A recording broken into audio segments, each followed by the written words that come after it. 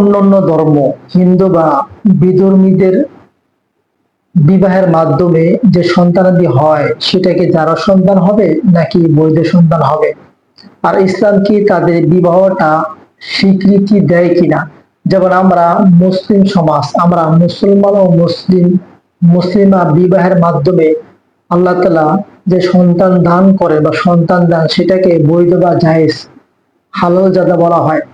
আর যদি অবৈধ, যেমন আল্লাহ প্রদত্ত রসুলের মাধ্যমে যে বিধান বা নিয়ম আল্লাহ আমাদেরকে দিয়েছেন ইজাব ও কবুলের মাধ্যমে বিবাহ হয়, এইটা ব্যতীত ভিন্নভাবে যদি সন্তান পয়দা হয়, তৈরি হয়, তাহলে ওই সন্তানকে হারামজাদা আমরা বলে থাকি, হারামজাদা বা অবৈধ যারা সন্তান।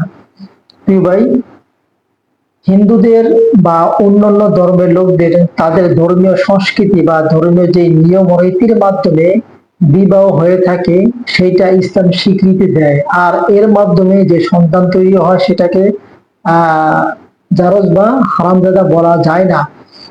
যদি তাদের ধর্মীয় নীতির বাহিরে বিবাহ ছাড়া আপনার সন্তান তৈরি হয় তাহলে সেটা নিকৃষ্ট নিন্দনীয় যারা সন্তান বলা হবে।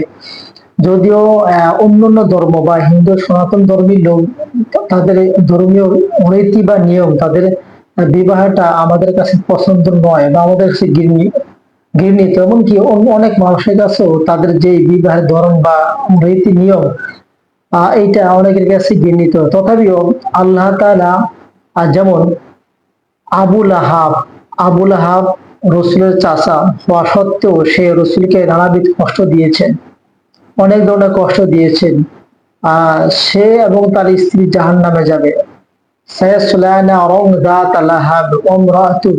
অর্থাৎ আবুল আহাব সে নিজে অচিরেই জাহান্নামে যাবে, এমনকি তার স্ত্রীও।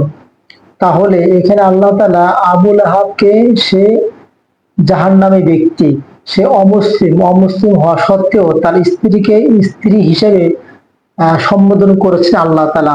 তার মানে বোঝা যায় যে বিধর্মীদের বিধর্মীদের যেই ধর্মীয় সংস্কৃতি বা বিবাহের যে মাধ্যম আছে সেইটা ব্যতীত অন্যভাবে যদি সন্তান পয়দা হয়, সন্তান তৈরি হয়, তাহলে সেটাকে আপনার আহ যারা সন্তান হিসেবে বিবেচিত হবে। আর তাদের যে ধর্মীয় রীতি বা নিয়মের মাধ্যমে বিবাহ হয় তাহলে সেটাকে যারা সন্তান বলা যায় না।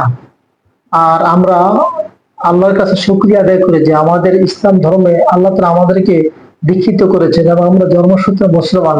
হাজারবার শুকরিয়া আদায় করেও শেষ করতে পারবো না।